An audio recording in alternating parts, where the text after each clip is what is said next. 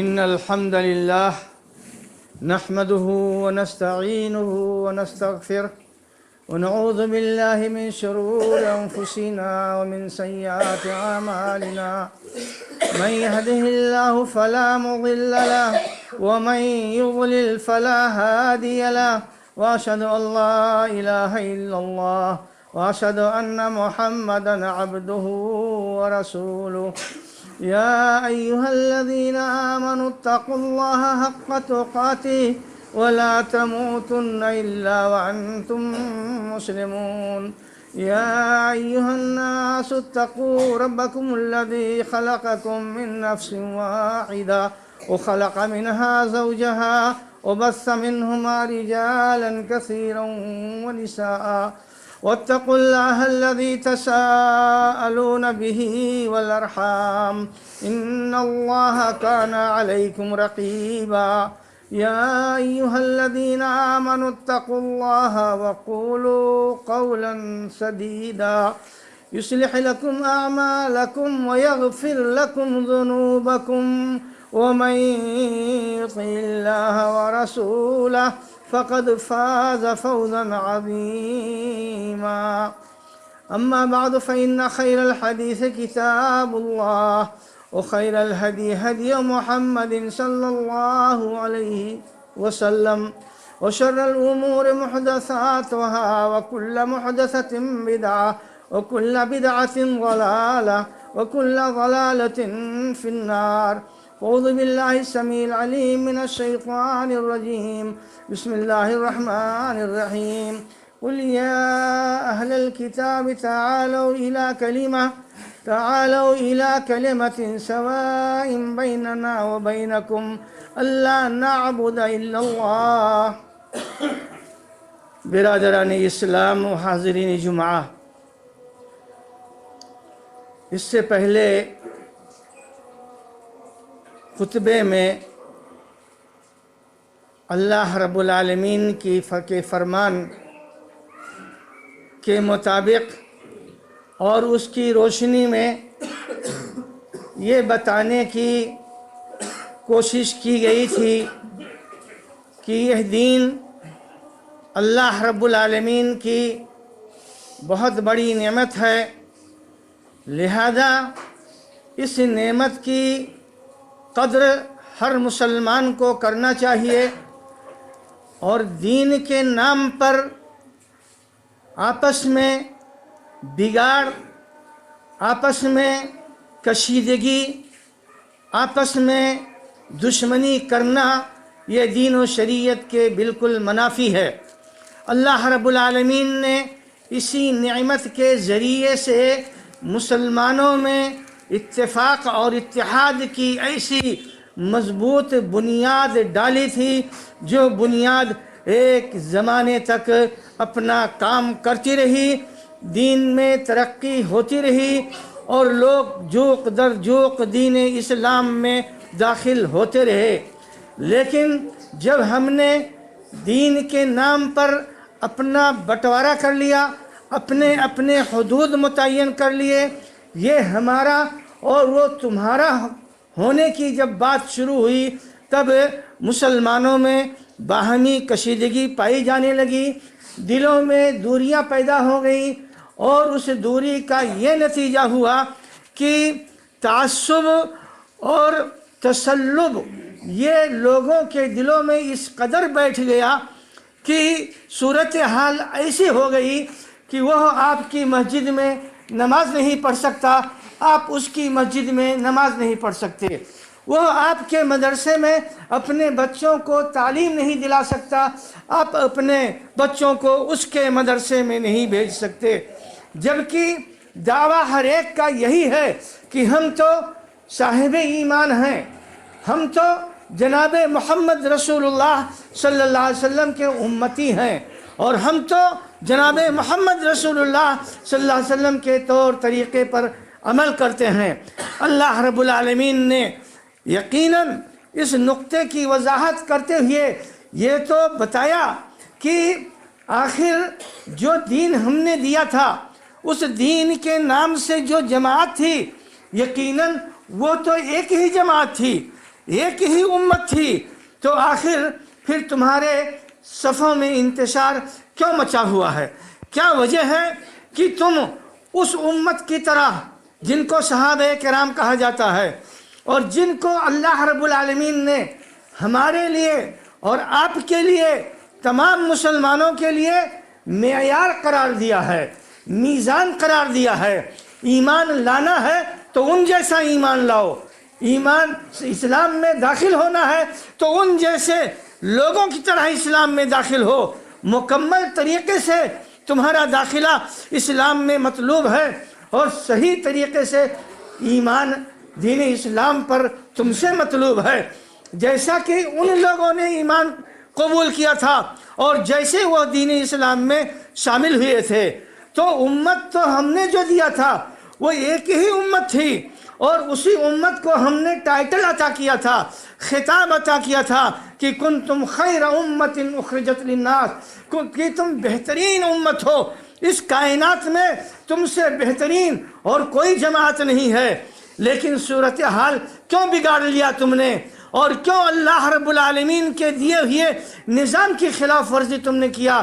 اللہ رب العالمین تو فرماتے ہیں ان هذه امتکم امۃ واحدہ وانا ربکم فاعبدون، یہ جماعت، یہ امت تو ایک ہی امت ہے جو ہمارے یہاں مطلوب ہے اور جو ہمارے یہاں پسندیدہ ہے، اور ہمارا جو نظام تمہارے لیے بنیادی طور سے تھا وہ تو یہی تھا انسانوں کہ میں ہی تمہارا رب ہوں، میں نے ہی تم کو زندگی دیا ہے، میں ہی تم کو وفات دیتا ہوں، میں ہی تمہارے روزی روٹی کا انتظام کرتا ہوں، یہ کائنات میں نے بنایا ہے، یہ کائنات ہم نے سجایا ہے، اس کائنات کو باقی رکھنا، اس نظام کو ہی صحیح ڈھنگ سے چلانا یہ سب ہماری کارکردگی ہے، لہذا تم صرف میری ہی عبادت کرنا۔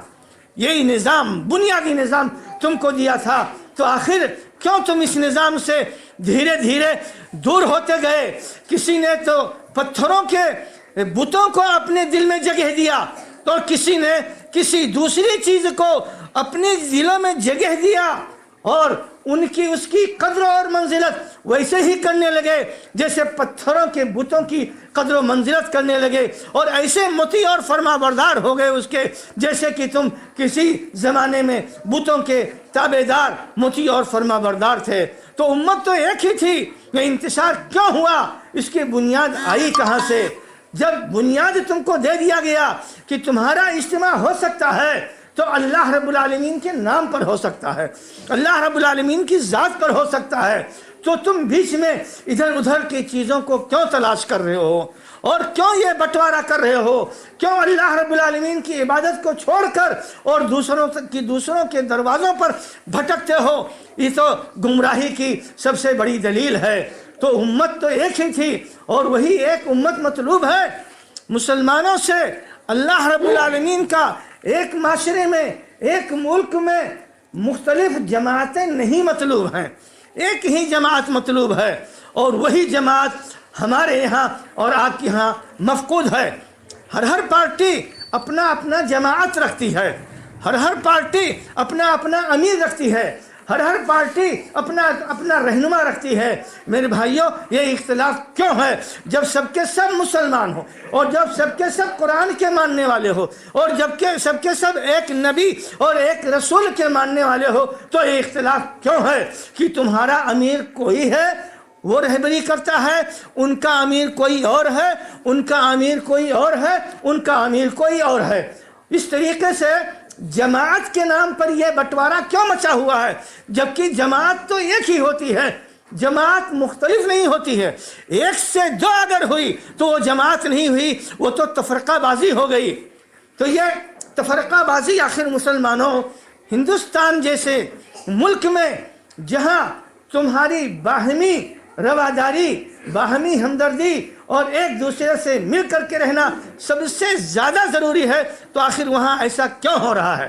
کیوں یہ بڑے بڑے خانے بنا کر کے لوگوں نے اس کا بٹوارا کر لیا ہے؟ کیا وجہ ہے کہ یہ مسلمانوں کو ایک آدمی کے اوپر متحد نہیں ہونے دینا چاہتے ہیں۔ بنیادی خامی، بنیادی غلطی تو اس جماعتوں کی تقسیم ہی میں ہے۔ کیوں اتنی جماعتیں تقسیم ہوئیں؟ کیا اس کی ضرورت ہے؟ جی ہاں میرے بھائیوں، جمعیتیں بنائیے، مختلف کمیٹیاں بنائیے دین کا کام کرنے کے لیے، دین کی خدمت کرنے کے لیے، انسانوں کی خدمت کرنے کے لیے، لیکن جماعت نہیں بن سکتی ہے۔ جماعت ایک ہونی چاہیے۔ یہی جماعت ہے جو اللہ رب العالمین نے جس کو خیر امت کے لقب سے نوازا ہے۔ تو رب العالمین نے فرمایا دوسری آیت میں وَمَا كَانَ النَّاسُ إِلَّا أُمَّةً وَاحِدَةً فَاخْتَلَفُوا، یہ لوگ تو جن کو مسلمان کہا جاتا ہے، صاحب ایمان کہا جاتا ہے، یہ تو سب ایک ہی پارٹی کے لوگ تھے۔ یہ اختلاف اس کے بعد میں کیوں کر بیٹھے؟ اختلاف کی ضرورت کیوں آ گئی؟ اور وہ اختلاف ایسا کہ ایک دوسرے سے اتنی ناراضگی کہ ایک دوسرے کے دکھ درد میں شریک نہیں ہو سکتے، ایک دوسرے سے تو سلام کلام بھی بہت سارے معاشروں میں جائز ناجائز ہوتا ہے۔ آخر ایسا کیوں ہوا؟ تو یہ لوگ جو تھے جن کو امت مسلمہ کہا جاتا ہے، یہ تو ایک ہی جماعت تھی، ایک ہی امت کے لوگ تھے۔ فاختلفوا، پھر ان لوگوں نے آپس میں اختلاف مچا لیا۔ کیوں اختلاف مچا لیا؟ اس کی کیا وجہ ہے؟ وَلَوْلَا كَلِمَةٌ سَبَقَتْ مِن رَبِّكَ، اگر اللہ رب العالمین کی جانب سے یہ بات پہلے سے طے نہ ہو چکی ہوتی کہ اس امت کو اکٹھا اللہ رب العالمین عذاب کے ذریعے ختم نہیں کرے گا، اگر یہ بات، یہ فیصلہ پہلے اللہ کی جانب سے نہ کیا گیا ہوتا تو تمہارا فیصلہ تمہاری اس اختلاف کے بنیاد پر اللہ رب العالمین کر دیتا، اور جب اللہ کا فیصلہ آتا تمہاری اختلاف کے بنیاد پر تو یقیناً پھر اللہ کا فیصلہ بہت سخت ہوتا ہے اور اللہ کی گرفت بہت شدید ہوتی ہے، اور اللہ رب العالمین کا عذاب ناقابل برداشت ہوتا ہے انسانوں۔ لیکن ہم نے اپنے نبی سے یہ طے کر لیا تھا کہ اس امت کو عذاب میں اس طرح نہیں مبتلا کیا جائے گا کہ سب کو ختم کر دیا جائے، ورنہ ایسے مسلمانوں کی ضرورت اللہ کو نہیں ہے۔ ایک ہی سیکنڈ میں اللہ رب العالمین کہتا ہے سب کو ختم کر دیتا اور میرا فیصلہ آ جاتا۔ کیا وجہ ہے کہ اتنی واضح آیتیں موجود ہیں لیکن پھر بھی یہ ہمارے ہدایت کے کام نہیں آ رہی ہیں، یا ہم اس سے ہدایت نہیں حاصل کر رہے ہیں؟ آخر اس کی کوئی تو وجہ ہوگی میرے بھائیوں۔ اللہ رب العالمین فرماتے ہیں کہ انسانوں وَإِنَّ هَذِهِ أُمَّتُكُمْ أُمَّةٌ وَاحِدَةٌ وَأَنَا رَبَّكُمْ فَاتَّقُونِ فَتَقَطَّعُوا أَمْرَهُمْ بَيْنَهُمْ زُمُرًا، کہ انسانوں رب تو تمہارا میں ہی ہوں، طور طریقہ تو میں نے ہی تم کو دیا ہے، تو آخر کیا وجہ ہے کہ آپس میں جماعت بن کر کے، ٹکڑے ٹکڑے میں بن کر کے یہ دین کو تم لوگوں نے کیوں بانٹ لیا ہے؟ کیا وجہ ہے؟ اور اس پر نیم چڑھا کریلا یہ کہ کل حزب بما لدیہم فرحون، کہ ہر پارٹی، ہر جماعت، ہر مسلک اور مذہب کے ماننے والے اپنی اپنی جگہ پر بہت خوش و خرم ہیں، اس بات پر خوش ہیں کہ حق پر تو ہم ہی ہیں، حق پر تو ہم ہی ہیں، دوسرا ناحق پر ہے، دوسرا باطل پر ہے، دوسرا غلط پر ہے۔ ظاہر بات ہے کہ سب تو حق پر نہیں ہو سکتے ہیں، الا ایک ہی ان کے پاس واضح دلیل ہو۔ مسائل ایسے بھی ہوتے ہیں جہاں شریعت نے اجازت دیا ہے کہ یہ کام کرنا تمہارے لیے افضل ہے، ایسا بھی تم کر سکتے ہو۔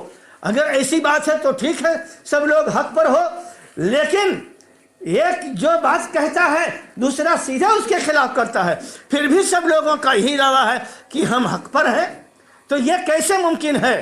جی ہاں، یہ تو ممکن نہیں ہے، یہ ہماری اور آپ کی خوش فہمی ہے۔ جی ہاں، اللہ رب العالمین نے اسی کی جانب اشارہ فرمایا ہے کل حزب بما لدیہم فرحون، کہ جتنی جماعتیں ہیں سب اپنی اپنی جگہ پر بہت خوش فہمی میں مبتلا ہیں۔ فذرہم، اے نبی ایسے لوگوں کا کوئی تعلق آپ سے نہیں ہے، چھوڑ دیجئے ایسے لوگوں کو، ایسے مسلمانوں کی ضرورت اللہ رب العالمین کیا نہیں ہے۔ فذرہم فی غمرتہم حتی حین، رہنے دیجئے، ایک وقت آئے گی، اس وقت تک ان کو چھوڑ دیجئے، یہ اپنے موج مستی میں اور اپنی غفلتوں میں ایسے بھٹکتے رہیں، ایسے بھٹکنے دیجئے۔ یہ کیا ہے؟ اللہ کی جانب سے ہمارے لیے حکم نہیں ہے۔ اللہ رب العالمین نے اپنی ناراضگی ظاہر کرتے ہوئے ہم لوگوں کو جو ہے یہ پھٹکارا ہے، اور ہم لوگوں کی اس جو ہے ناگفتہ بے حالات پر اور جو ہے کمزور جو نبض ہم لوگوں کی ہو چکی ہے، اس پر اللہ رب العالمین نے ہم کو اشارہ دیا ہے کہ ایسا تو ہونا نہیں چاہیے، ایسا ہونا نہیں چاہیے۔ ایسا کیوں ہو رہا ہے؟ یہ اس لیے نہیں کہا ہے اللہ رب العالمین نے کہ تم لوگ ایسے ایسے بٹ جاؤ اور ایسے ایسے دین کے بنیاد پر ایک دم سے ایک دوسرے کے دشمن بن جاؤ۔ جی ہاں، یہ بہت بڑی گمراہی ہے، لہذا اللہ رب العالمین نے ہماری اور آپ کی تنبیہ کی ہے کہ ایسا نہیں ہونا چاہیے، کیونکہ یہ صیغہ بتاتا ہے، یہ آیت بتاتی ہے کہ اللہ رب العالمین نے اپنی ناراضگی کا اظہار ہم لوگوں کے اوپر اس طریقے سے کیا ہے۔ لہذا میرے بھائیوں، اللہ رب العالمین کی ناراضگی کو مت مول لیجئے، اللہ رب العالمین کی خوشنودی کو لیجئے اور وہ کام کیجئے جس سے ہمارا رب راضی ہو جائے اور ہم سے خوش ہو جائے۔ جب ہمارا رب راضی اور خوش ہوگا تبھی اللہ رب العالمین کی جانب سے ہماری مدد کی جائے گی، اور تبھی اللہ رب العالمین کی برکتوں کا نزول ہوگا، اس کی رحمتوں کا نزول ہوگا، اور پھر دل جڑیں گے۔ لیکن ان دلوں کے اندر جو مختلف بت ہم نے سجا کر کے رکھے ہیں، میرے بھائیوں، پہلے ان بتوں کو نکالنا پڑے گا، ورنہ رب العالمین فرماتے ہیں ان الذين فرقوا دينهم وكانوا شيعا لست منهم في شيء انما امرهم الى الله ثم ينبئهم بما كانوا يفعلون۔ یاد رکھنا، جن لوگوں نے اپنے دین میں تفرقہ مچا لیا ہے، اپنے دین میں جو دین ہم نے ان کو دیا تھا، جن لوگوں نے دین کے نام پر بٹوارا کر لیا ہے اور الگ الگ پارٹیاں بن گئی ہیں، الگ الگ مزاج بن گیا ہے، اور الگ الگ دین کے حاصل کرنے کے طریقے ہو گئے ہیں، اور الگ الگ مراکز اور مساجد بنے ہوئے ہیں، تو یاد رکھیے کہ یہ جو بٹوارا لوگوں نے کیا ہے اور یہ جو جماعتیں بن گئی ہیں ٹکڑی ٹکڑی میں، لست منہم فی شیء، اے نبی ایسے لوگوں کا آپ سے ذرہ برابر کوئی تعلق نہیں ہے، ہمارے نبی کا ہم سے کوئی تعلق نہیں ہے۔ اگر ہماری صفت یہ ہو جائے گی تو تب نہ اللہ سے ہمارا تعلق اور نہ اپنے نبی سے ہمارا تعلق، نہ اپنے دین سے ہمارا تعلق، تب آخر ہمارا تعلق ہے کس سے؟ اور کس بنیاد پر ہم خوش فہمیوں میں اس طریقے سے جو ہے مبتلا ہو چکے ہیں کہ سوچنے کے لیے بھی ہمارے پاس موقع نہیں ہے، اور کبھی ہم اس مسئلے پر توجہ بھی نہیں کرتے ہیں کہ آخر یہ صورتحال ہم لوگوں نے کیوں بنا لی ہے۔ اللہ کے نبی صلی اللہ علیہ وسلم کے زمانے میں جو صورتحال تھی کفار مکہ کی، آخر اللہ کے نبی صلی اللہ علیہ وسلم نے ان کو کس بنیاد پر اکٹھا کیا تھا اور کس بنیاد پر ان کو جمع کیا تھا؟ کسی قسم کا کوئی اختلاف نہیں، کسی قسم کا کوئی جھگڑا نہیں۔ اگر کوئی بات سمجھ میں نہیں آ رہی ہے تو ایک دوسرے سے معلوم کرنے کی کوشش کرتے ہیں، اور جس کی بات صحیح ہے، جس کے پاس دلیل موجود ہے، اس کو دل و جان سے سب قبول کرتے ہیں۔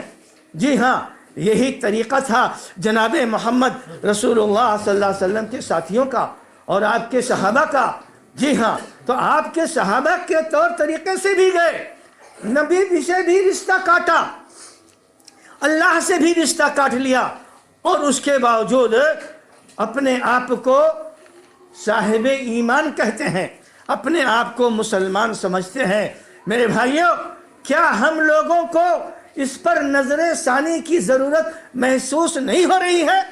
کیا وجہ ہے کہ مسلمان کسی فرد واحد کو اپنا امیر نہیں بنا سکتے؟ کیا وجہ ہے کہ یہ جو مختلف جماعتیں بنی ہوئی ہیں وہ جماعتیں کسی ایک فرد کو اپنا امیر بنا لے اور پھر سب اسی امیر کو اپنا امیر سمجھیں اور اسی کو اپنا رہنما اور رہبر سمجھیں. وہ رہنما اور رہبر اپنی کمیٹی بنائے, مشورے کی پارٹ جو ہے, ہر ایک سے مشورے کے لیے اپنا جو بورڈ ہوتا ہے وہ تیار کریں اور وہاں سے وہ احکام جاری کریں اور پھر سارے مسلمان بغیر کسی تفریق کے ان کے حکم کی اطاعت اور فرما برداری کریں. یہی اللہ کا حکم ہے. یا ایھا الذین آمنوا اطیعوا اللہ واطیعوا الرسول واولی الامر منکم. جو اللہ اور رسول کے بعد جو درجہ دیا ہے وہ اولو الامر ہوتے ہیں, ذمہ دار ہوتے ہیں. اولو الامر یہی لوگ ہوتے ہیں جو ہمارے حاکم ہوتے ہیں.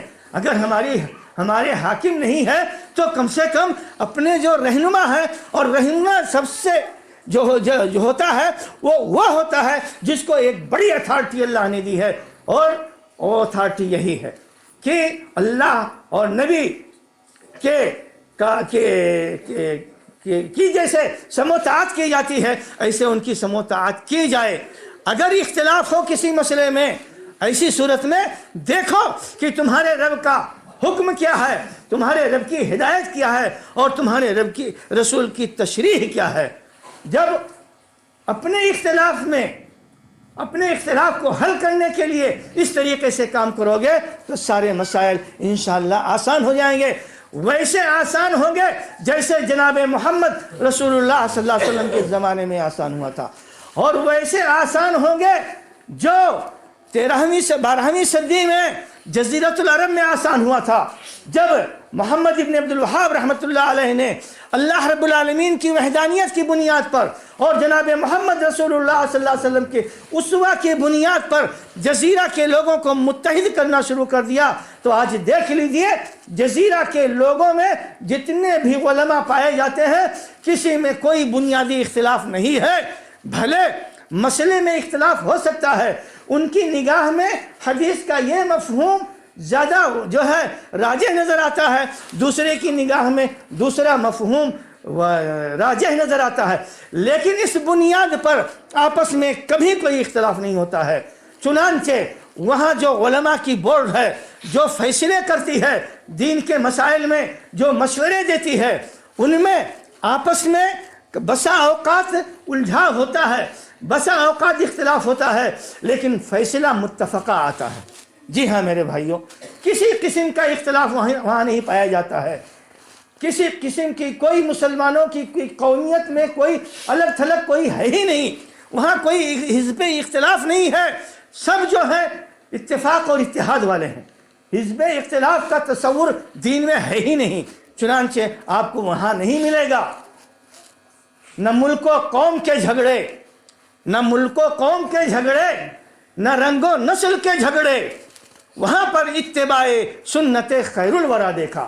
تو جناب محمد رسول اللہ صلی اللہ علیہ وسلم کے طور طریقے کو اگر بنیاد بنا کر کے ہم لوگ متحد ہونے کی کوشش کریں تو کیوں نہیں ہو سکتا ہے میرے بھائیوں. جبکہ اللہ رب العالمین نے جو ہدایتیں قرآن کریم میں ہم کو دیا ہے اس میں ایک ہدایت اہل کتاب کا نام لے کر کے دیا ہے. قُلْ يَا أَهْلَ الْكِتَابِ تَعَالَوْا إِلَىٰ كَلِمَةٍ سَوَاءٍ بَيْنَنَا وَبَيْنَكُمْ أَلَّا نَعْبُدَ إِلَّا اللَّهَ. اہل کتاب کے بارے میں کہا ہے کہ اے نبی آپ ان سے کہیے, اہل کتاب سے, یہود و نصارہ سے کہیے, آئیے ہم لوگ متفق ہو کر کے بیٹھتے ہیں. کوئی ایک نقطہ پہلے پکڑیے جس نقطے میں ہمارا اور آپ کا اتفاق ہے, اور وہ نقطہ کیا ہے؟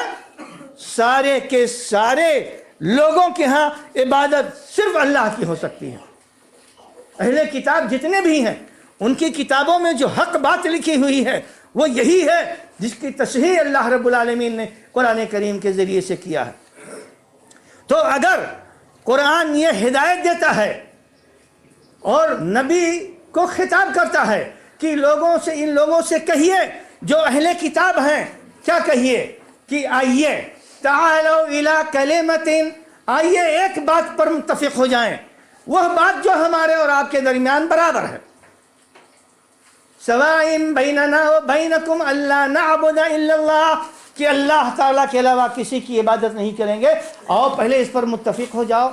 تو میرے بھائیوں، اگر اہل کتاب اور یہود و نصارہ سے اتفاق اور اتحاد کی دعوت قرآن کریم دیتا ہے، تو مسلمانوں اور ایک بنیاد بتاتا ہے کہ جو بنیادی چیزیں ہیں وہاں سے شروع کرو۔ تو کیا ہمارے لیے اللہ کی ذات بنیاد نہیں ہے؟ کیا ہمارے لیے نبی کی ذات بنیاد نہیں ہے؟ کیا ہمارے لیے اللہ کی کتاب بنیاد نہیں ہے؟ کیا ہمارے لیے کلمہ لا الہ الا اللہ محمد رسول اللہ بنیاد نہیں ہے؟ کتنی بنیادیں ہمارے پاس موجود ہیں، پھر ہم کیوں نہیں ان بنیادوں کو لے کر کے میرے بھائیوں اکٹھا ہو سکتے ہیں؟